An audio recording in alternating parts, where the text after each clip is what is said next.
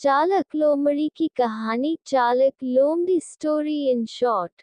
लोमड़ी को जंगल का बहुत ही चालाक जानवर माना जाता है। लोमड़ी जंगल का एक ऐसा प्राणी है जिसकी चालाकी की बहुत सी कहानियां प्रसिद्ध है।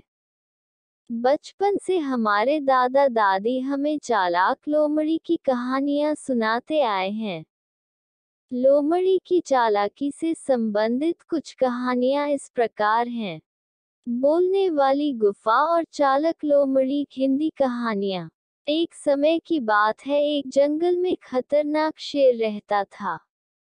एक बार जंगल में शेर ने शिकार करने का बहुत प्रयास किया किंतु उसे सफलता नहीं मिली। शिकार की तलाश में शेर को शाम हो गई, ठंडी का मौसम था। शेर ने सोचा कहीं किसी पास की गुफा में आराम किया जाए। तभी शेर को सामने एक गुफा दिखलाई दी। शेर गुफा के अंदर चला गया। शेर ने सोचा अवश्य ही है यह गुफा किसी जानवर की होगी और वह शाम को इसमें वापस आएगा तो मैं उसी का शिकार कर अपना पेट भर लूंगा। वह गुफा एक लोमड़ी की थी। शाम होते ही लोमड़ी अपनी गुफा में वापस लौटी। तभी उसे गुफा के सामने शेर के पंजों के निशान दिखलाई दिए। शान केवल गुफा के अंदर जाने के थे, बाहर आने के कोई निशान नहीं थे। लोमड़ी बहुत चालाक थी। चालाक लोमड़ी को लगा कि अवश्य ही मेरी गुफा में कोई शेर चला गया है, अगर मैं गुफा में जाऊंगी तो वह मुझे आ जाएगा। तभी चालाक लोमड़ी के दिमाग में एक युक्ति सूझी। वह गुफा से दूर खड़ी होकर जोर जोर से बोलने लगी, ओ मेरी प्यारी गुफा, तू मुझसे रोज बात करती है किंतु आज तू मुझसे बात क्यों नहीं कर रही है।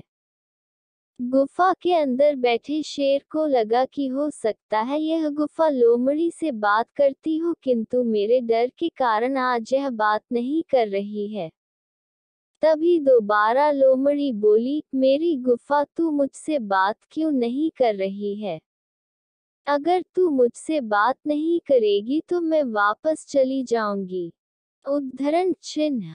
लोमड़ी की इस प्रकार की बात सुनकर शेर को लगा कि अगर गुफा नहीं बोली तो लोमड़ी वापस चली जाएगी, इसलिए शेर आवाज बदलकर बोला, अरे मेरी प्यारी सहेली, मैं कब से तुम्हारा ही इंतजार कर रही हूँ।